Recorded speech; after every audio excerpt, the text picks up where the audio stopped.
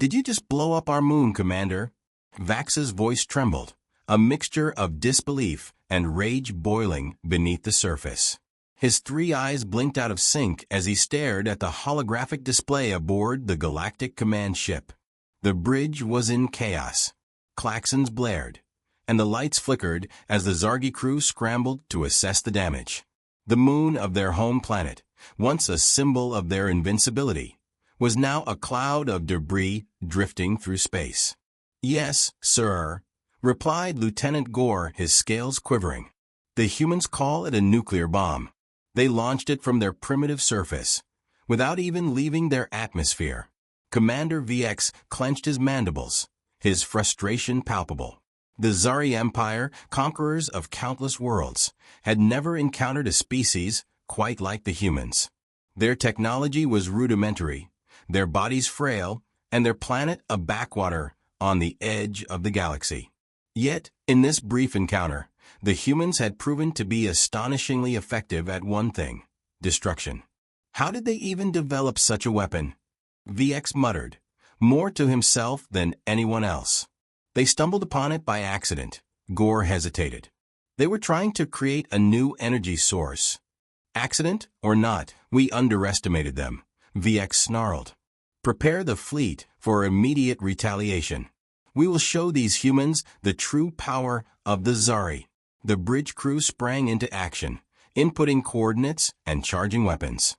VX paced back and forth, his mind racing. He had read the initial reports on humanity with mild interest, dismissing them as just another minor species to subjugate. Now, they had his full attention. On the other side of the conflict, Captain John Harper stood on the deck of the USS Missouri, staring up at the sky. What had once been a clear night was now a canvas of alien fire. The Zargi fleet descended, sleek silver ships cutting through the darkness. "Captain, we've got multiple bogies incoming," shouted Lieutenant Jones from the radar station. "They're fast and heavily armed." "All right, people, this is it," Harper barked. "We've held them off this long. Let's show them what Earth is made of. Ready the railguns, and prepare to launch the next wave of missiles." The crew of the Missouri moved with precision, their actions a well-rehearsed ballet of wartime efficiency. They had been preparing for this moment ever since the aliens first made contact, turning Earth's skies into a battlefield. Harper's thoughts drifted back to the first encounter. The Zari had arrived with the arrogance of conquerors, demanding Earth's immediate surrender. Their initial attack had been devastating, leveling cities and decimating military bases. But humanity had fought back with a ferocity and ingenuity that had caught the Zari off guard. The nuclear strike on the Zari moon had been a desperate gamble to buy time. Now, it was up to Earth's combined forces to repel the invaders and turn the tide of the war. "Captain, the railguns are ready," Jones reported. "Fire at will," Harper ordered.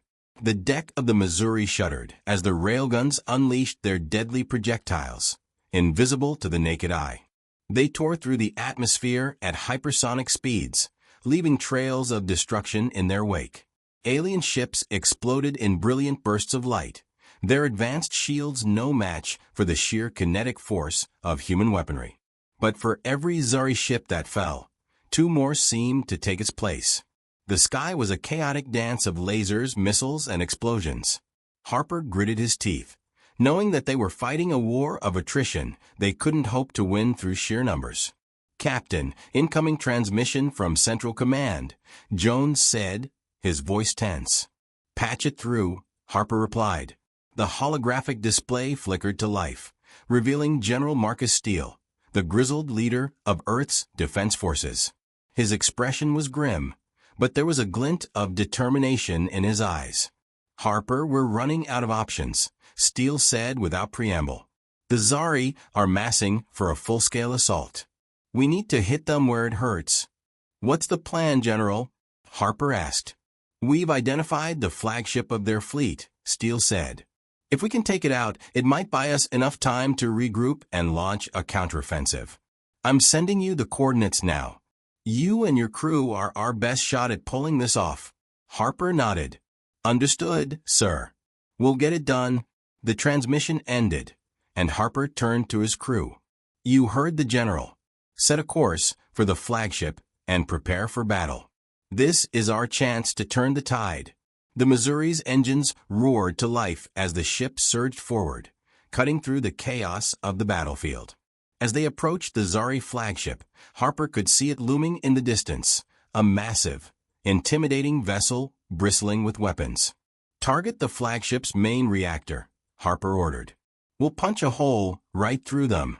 The railguns fired again, their projectiles streaking toward the alien ship.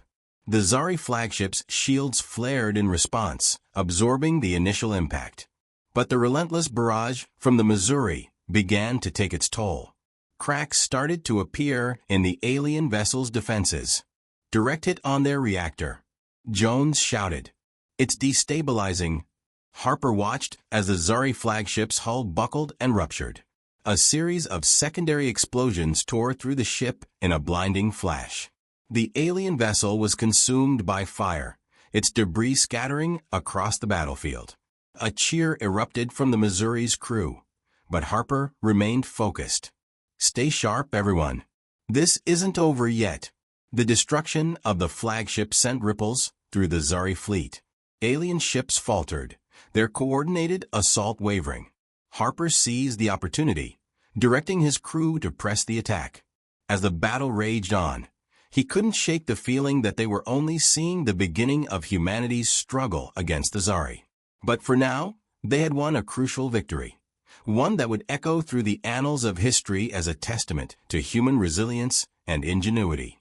Prepare to fall back to defensive positions, Harper ordered. We'll regroup and get ready for whatever comes next. We've shown them what we're capable of. But this war is far from over.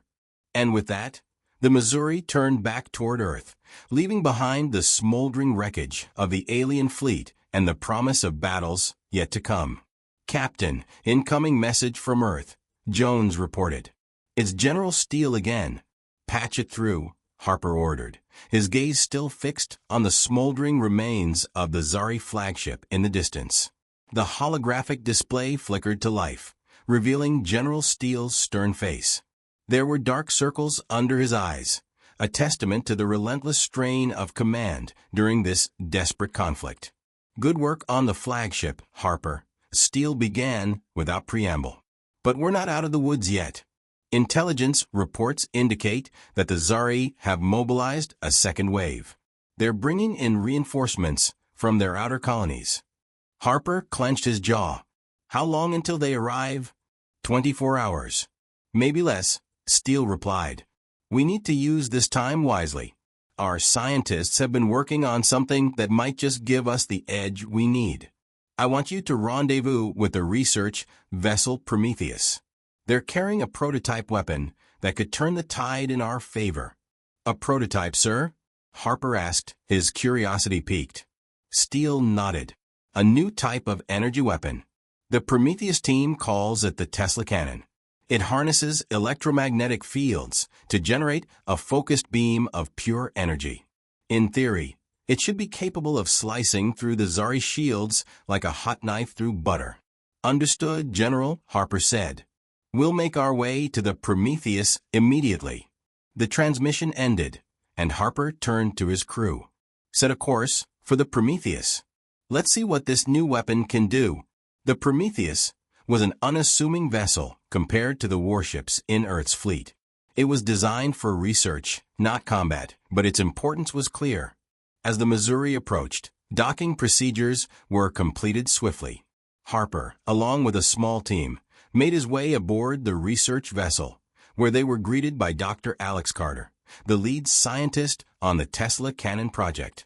Captain Harper, it's an honor, Dr. Carter said, shaking Harper's hand. We've been following your exploits closely. I believe this weapon might just be what we need to push back the Zargi for good. Harper nodded. Show me what you've got, Doctor. Carter led them to a secured chamber deep within the ship. Inside, a sleek cannon-like device was mounted on a rotating platform, wires and conduits snaking away to various power sources and control panels. This is the Tesla cannon, Carter explained. It's powered by a miniature fusion reactor and uses a series of superconducting magnets to focus and amplify the energy beam. We believe it can penetrate even the toughest Zari defenses. Harper studied the device, his mind racing with possibilities. How soon can we get this installed on the Missouri? We've been preparing for that, Carter said. With your engineers assisting, we can have it operational within 12 hours.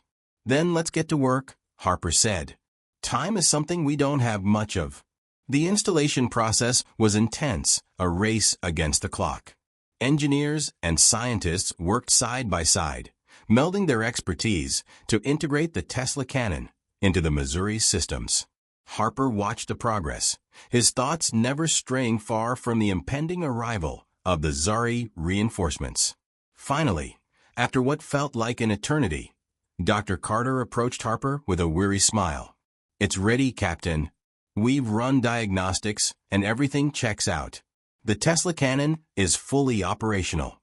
Harper nodded, feeling a surge of cautious optimism. Good. We'll need every advantage we can get. Let's run a few tests to make sure it's functioning properly.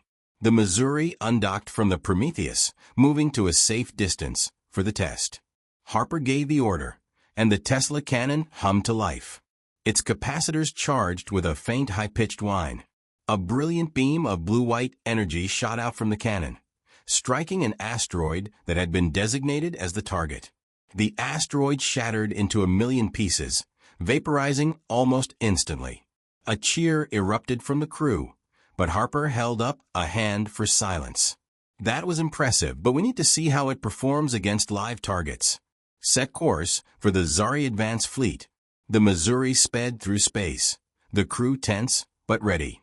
As they approached the Zari reinforcements, Harper could see the alien ships forming up, their weapons already powering up. All hands, prepare for battle, Harper commanded. Target the lead ship with the Tesla cannon. Let's show them what we've got. The Tesla cannon fired again, its energy beam slicing through the void. This time, it struck the lead Zari ship, cutting through its shields and hull as if they were made of paper. The alien vessel exploded in a dazzling fireball, sending shockwaves through the enemy fleet. Direct hit, Jones shouted. Their formation is breaking up. Harper allowed himself a small smile. Keep up the pressure. Target the next ship. The Missouri weaved through the battlefield, the Tesla cannon firing with precision. Each shot tore through the Zari ships, disrupting their formations and causing chaos among their ranks. The alien fleet, which had seemed so unstoppable, was now on the defensive. As the battle raged on, Harper knew that this was just one skirmish in a much larger war. But with the Tesla cannon, humanity had a fighting chance.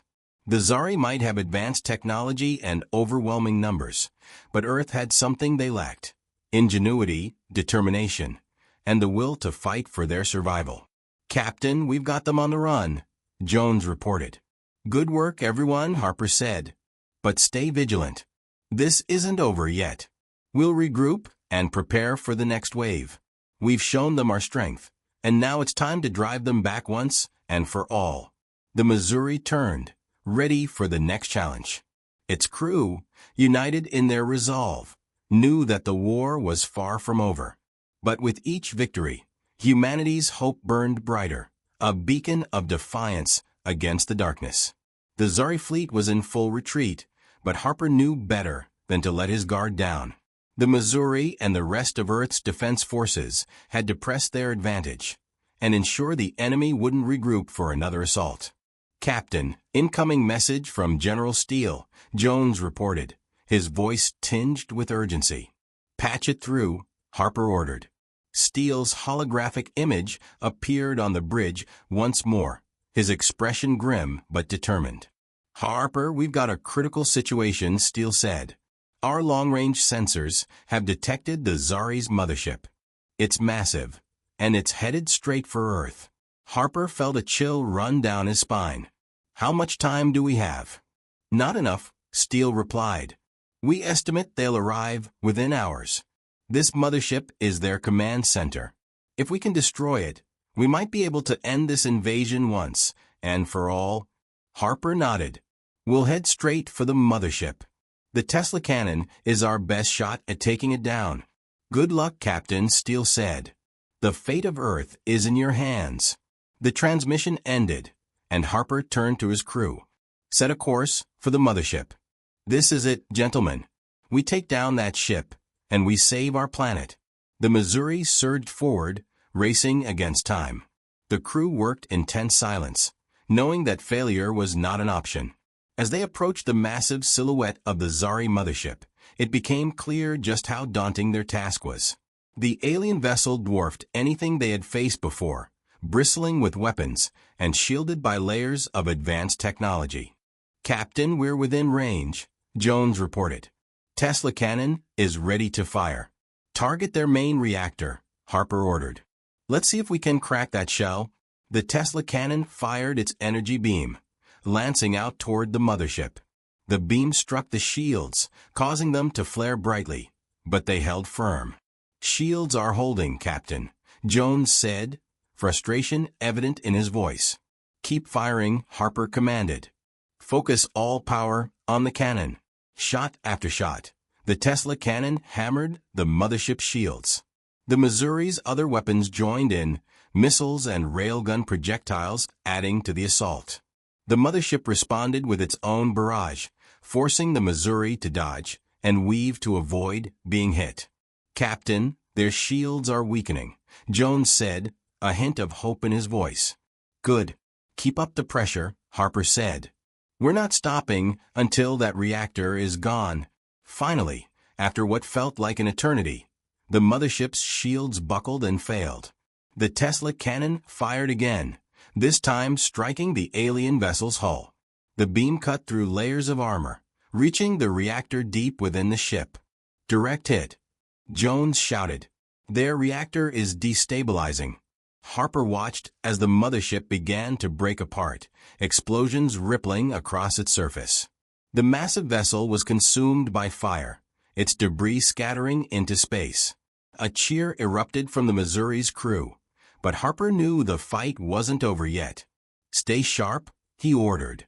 We've dealt them a major blow, but there's still work to be done. As the debris of the mothership drifted through space, Harper allowed himself a moment of satisfaction. They had struck a decisive blow against the Zari invaders, proving once again that humanity was not a species to be underestimated. Set course for Earth, Harper said. Let's go home. The Missouri turned, its engines roaring, as it made its way back to the blue planet that had become the focal point of this interstellar conflict. The battle was won, but the war was far from over.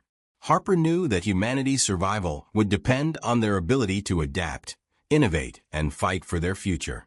And as long as there were people willing to stand and fight, Earth would never surrender.